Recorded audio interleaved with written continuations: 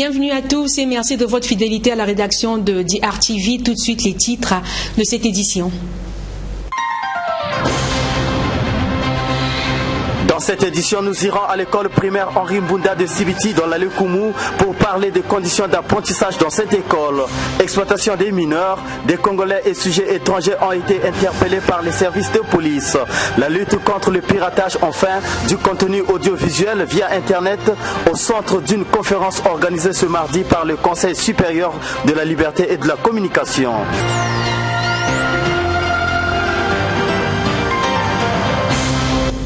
On commence par ces images des élèves, 1250 au total, de l'école primaire Henri Mbunda de Sibiti, confortablement assis sur des tables bancs aux normes requises, ce qui du reste constitue un motif légitime de satisfaction pour ces apprenants et le corps enseignant.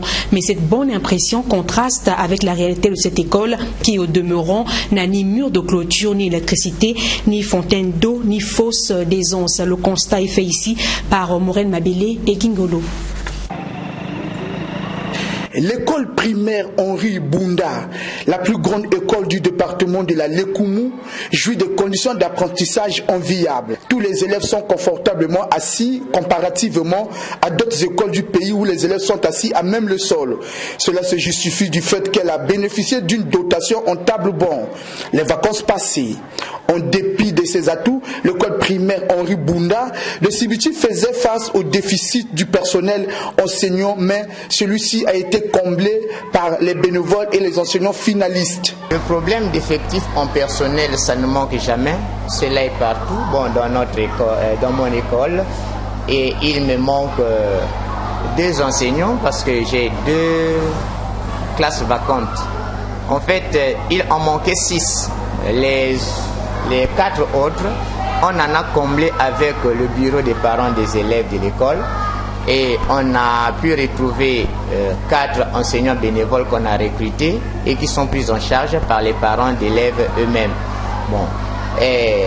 Le 4e bénévole, puisqu'il a été recruté comme finaliste, et les parents ont décidé de couper avec le bénévolat et il est maintenant engagé comme enseignant finaliste. Cette école primaire qui n'a pas de mur de clôture n'est pas à l'abri des actes d'incivisme de tout genre. José Alain Makita Pakou, directeur de la vague A, nous peint la réalité dans son établissement. L'insécurité se pose parce que l'incivisme, des actes de vandalisme ne manquent jamais. L'école n'est pas clôturée. Et parfois, il y a des véhicules qui traversent la cour de l'école. Il y a des motos-taxis aussi qui traversent la cour de l'école. Dieu merci parce qu'on n'a pas encore enregistré un incident de ce genre, mais c'est une insécurité au niveau des enfants. Toutefois, surtout les jours de lundi, quand on arrive, il y a des matières fécales dans les salles de classe. Il y a parfois ceux qui craignent ça avec du papier, ils lancent à travers des claustras alors que les salles sont fermées. Donc c'est ça que nous subissons ici. Et les matinées, lorsque nous venons, il y a des tiges, des brindilles qu'on a mis dans les cadenas, et ce qui pose problème, il faut toujours chercher à enlever avec dextérité pour ne pas abîmer les cadenas, et ce qui retarde. C'est le cas des élèves que vous voyez dehors. La salle de CE1 est fermée. Dans son chapelet des problèmes, l'école primaire Henri Mbunda manque de toilettes pour le personnel enseignant et même pour les élèves. Elle manque également d'eau et l'électricité. Pour la petite histoire, créée en 1935, cette école primaire porte le nom de celui qui avait marqué le but de la victoire lors d'un match de football opposant une équipe de l'école primaire de la Bouenza à celle de la Lekumu. L'école primaire Henri Mbunda compte 1250 élèves.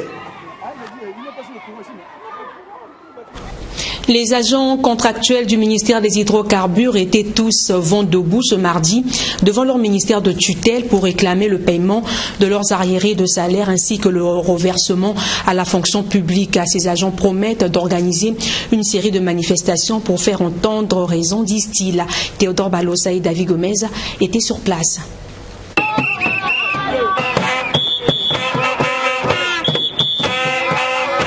Ils sont une fois de plus sortis de leur mutisme. Les agents contractuels du ministère des Hydrocarbures, licenciés selon eux abusivement et réunis en collectif, sont une fois de plus montés au créneau après la manifestation de juin dernier.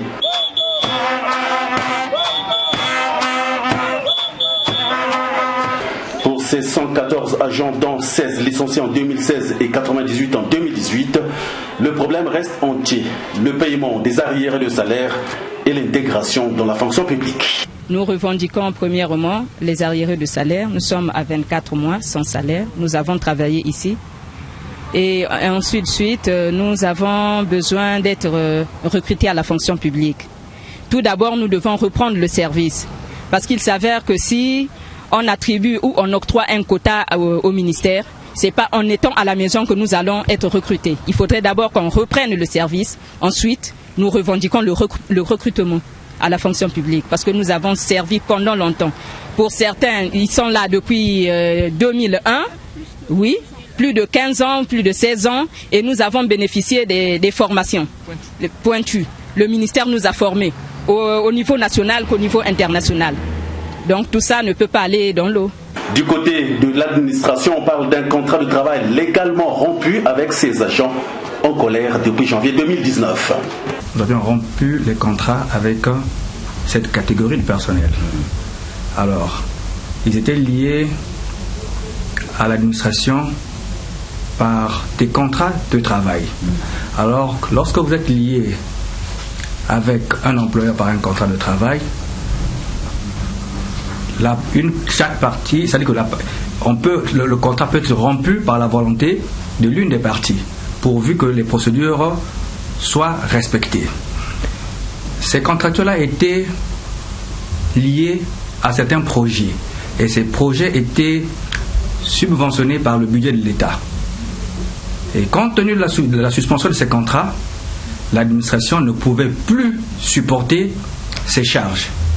Donc il était question qu'on puisse rompre le contrat avec cette catégorie de personnes, mais tout en respectant la procédure légale et réglementaire. L'administration reste cependant ouverte à tout pour parler, a renchéri le conseiller Gauthier Gildas Makosso Mavungu.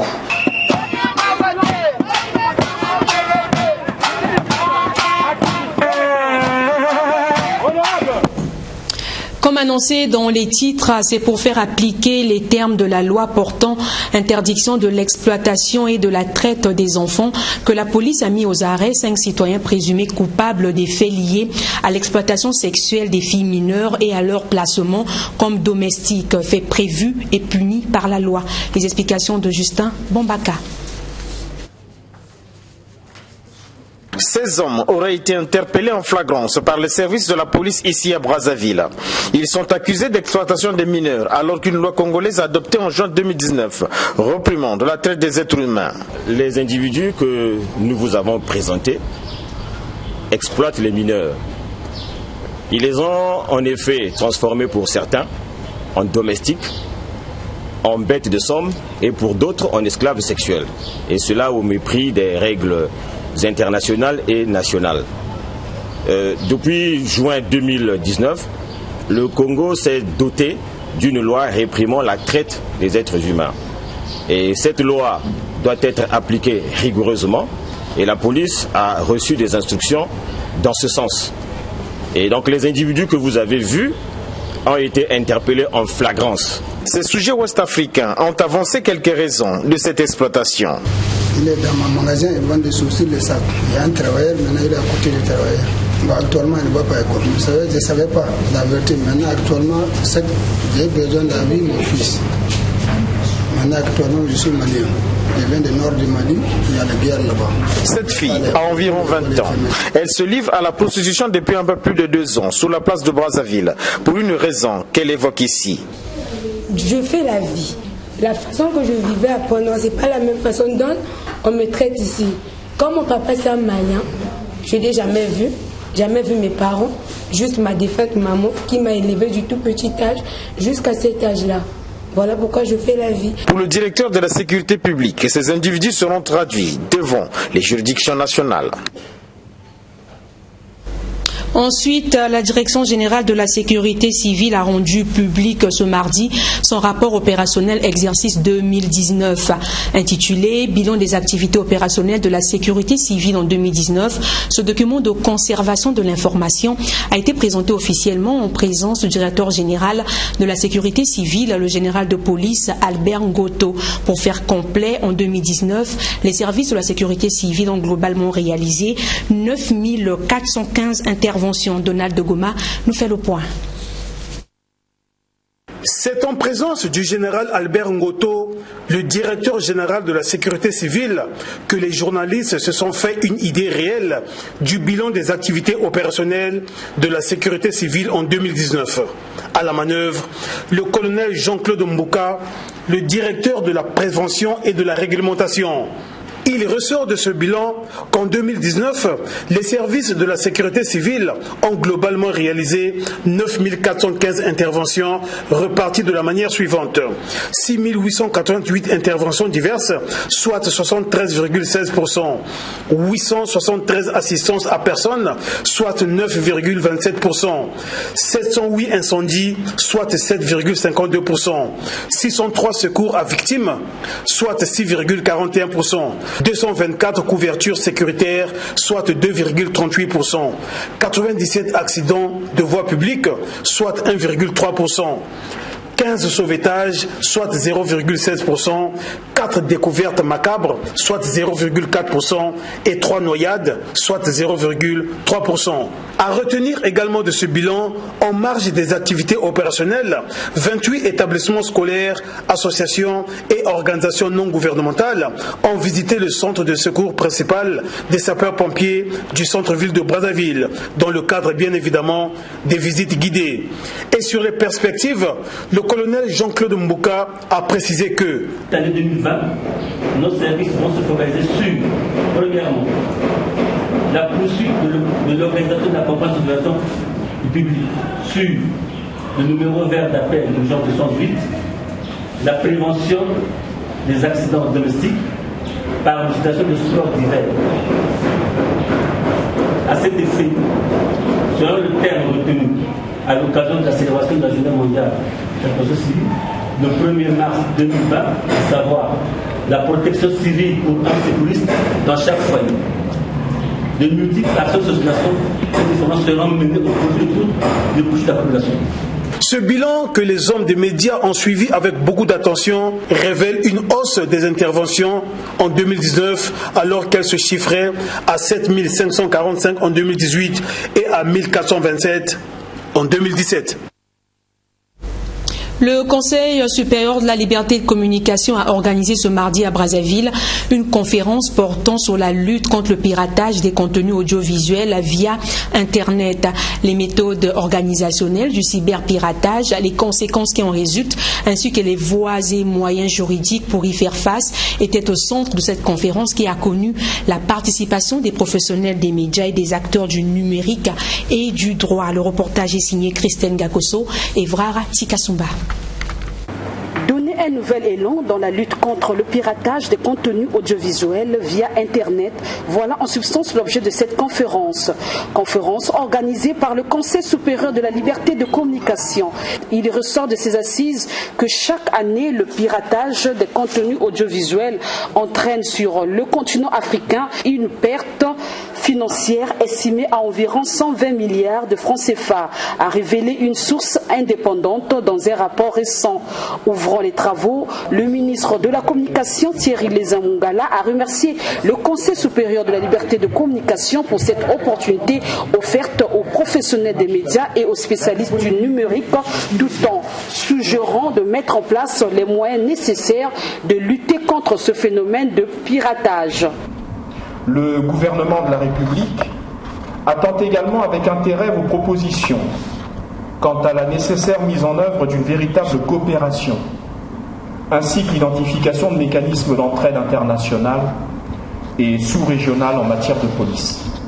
Il apparaît que le développement des infrastructures de diffusion telles que la télévision numérique terrestre, TNT, permettra, nous l'espérons en tout cas, une répression plus opérationnelle des pirates.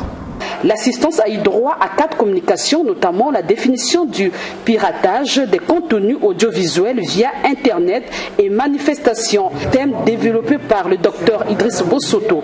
Selon lui, la lutte contre le piratage des audiovisuels doit nécessairement passer par des campagnes d'éducation citoyenne sur la piraterie et proposer des lois sur la protection des œuvres visuelles. Béatrice Ndomba, présidente de l'association Convergence, a mis l'accent sur les conséquences et moyens de lutte en Afrique. Elle a invité les États à faire face aux défis actuels entre la pauvreté et la corruption. L'autre thème abordé, instruments juridiques nationaux et internationaux. Au finish, le président du Conseil supérieur de la liberté de communication a remercié le ministère pour son implication. Il a par ailleurs invité ses acteurs à s'engager pour lutter contre ce phénomène rampant. Changeons de chapitre à présent, la Fondation Nwambale Ndoki vient d'adopter au cours de la réunion de son conseil d'administration le budget annuel 2020 estimé à 3,2 milliards de francs CFA. Pour l'histoire, le parc Nwambale Ndoki, qui est à cheval entre les départements de la Likoala et de la Songa, est inscrit sur la liste d'attente du patrimoine mondial de l'UNESCO. Théodore Balossa, Roland Nyakekele. Le budget, le rapport d'activité et financier, ce sont là quelques documents soumis à l'examen des administrateurs. Beaucoup de choses seront réalisées en termes d'investissement cette année, ont-ils promis. Le budget global étant estimé à 3,2 milliards de francs CFA. Le résumé des travaux avec le directeur général de l'Agence congolaise de la faune et des aires protégées, Frédéric Lambert Bokanza Paco, président du conseil d'administration de la Fondation Nwambale Ndoki. Cette 11e session, nous avons eu à examiner les rapports d'activité de 2019 et le rapport financier de 2019. Et ça nous a donné beaucoup de satisfaction puisque nous avons pu constater que l'unité de gestion du parc a fait beaucoup de progrès dans la réalisation des activités qui avaient été consignées dans le plan de travail annuel 2019. Et nous avons par la suite approuvé le budget de 2020. Et ce budget de 2020, c'est une première pour notre parc, parce que nous sommes arrivés à un budget à hauteur de 3,2 milliards. Il s'agit d'un grand parc qui est en même temps un site du patrimoine mondial, avec les 2 autres parcs du côté du Cameroun et de la RCA. Et nous nous réjouissons également du fait que aujourd'hui la Fondation Trinationale de la Sangha, qui apparaît comme notre plus grand bailleur, a pu apporter un budget à hauteur de 800 millions pour le parc national de Nwambale Ndoki. Donc c'est une note de satisfaction pour nous. Nous en avons également profité pour parler du conflit homme-éléphant avec le président du conseil d'administration de cette fondation. Nous avons ce défi de conflit homme-faune en général, mais homme-éléphant en particulier. Je crois qu'au niveau du parc de Nwambale Ndoki, nous faisons beaucoup d'efforts. Nous venons de mettre en place, d'expérimenter 4 hectares où nous avons mis en place des fils électriques pour pouvoir protéger cet espace, et on a mis des cultures là-dedans. Les résultats sont assez intéressants puisque toutes les cultures qui avaient été placées à l'intérieur de cet espace-là ont pu évoluer et la récolte a déjà été faite et aucun animal n'est entré là-bas pour pouvoir détruire ces cultures.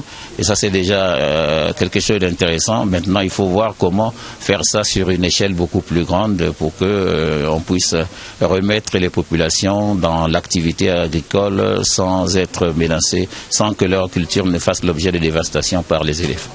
A noter qu'après un jour de travaux, les participants se sont séparés, ont-ils précisé sur une note de satisfaction.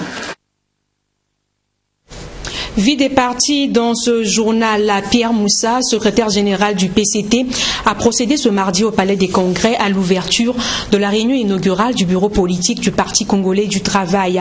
Parmi les affaires inscrites au rôle de cette réunion inaugurale, on peut citer l'adoption du programme d'activité du budget exercice 2020.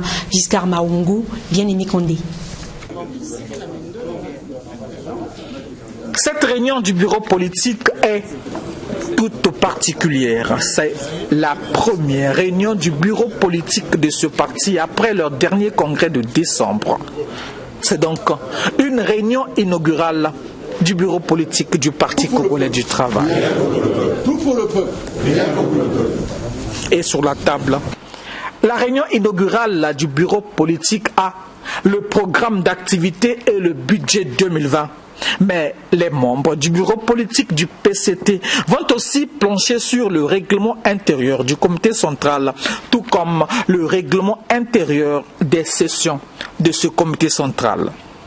À l'ouverture, Pierre Moussa a donc rappelé à ses camarades de parti leurs responsabilités. Cette réunion prépare les outils et matériaux qui aideront dans la réalisation de certaines actions.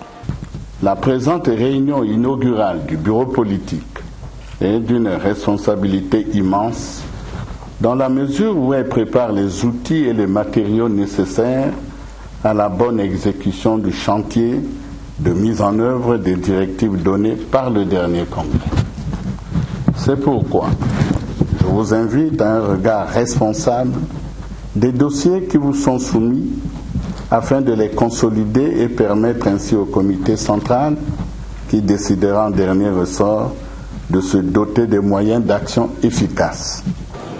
Déjà, la session inaugurale du comité central du PCT s'ouvre ce 29 février, jusqu'au 1er mars. Et le PCT veut aussi organiser un séminaire sur la social-démocratie, sa doctrine. Ça sera juste après la session inaugurale du comité central. Je vous remercie. Dernière information avant de nous séparer, l'ancien président égyptien Hosni Moubarak est décédé ce mardi à l'âge de 91 ans, rapporte La Voix de l'Amérique, qui signale qu'on a également compté des morts au Burkina Faso. Nous irons aussi en Mauritanie et en République démocratique du Congo. Regardez. Au Burkina Faso, 4 personnes, dont 3 policiers, ont été tués lundi matin au cours d'une embuscade contre une unité d'intervention sur l'axe Pisila-Gibga dans la province du San-Matenga au centre-nord du pays. En République démocratique du Congo, Jamal Sami, le patron libanais d'une entreprise de construction, a été placé en détention préventive, résultat d'une vaste enquête sur des détournements de fonds publics présumés dans le financement des grands chantiers lancés par le nouveau chef de l'État, Félix Tshisekedi. L'Assemblée générale du G5 Sahel s'ouvre à Nouakchott alors que les responsables se réunissent pour un sommet dans la capitale mauritanienne. La Mauritanie prend la présidence tournante du G5 Sahel qui coordonne la lutte contre le djihadisme de 5 pays de la région. L'ancien président égyptien Hosni Moubarak, maître absolu de l'Égypte durant 3 décennies, renversé en 2011 par un soulèvement populaire, puis emprisonné et acquitté, est décédé mardi à l'âge de 91 ans dans un hôpital militaire. La santé de l'ancien chef d'État avait fait l'objet de spéculations dans la presse et sur les réseaux sociaux. Retour sur ce plateau pour boucler ce journal. Merci de votre aimable attention. Le prochain rendez-vous avec l'info en direct sur DRTV, c'est ce mercredi 14h dans une présentation de Bob Locoli.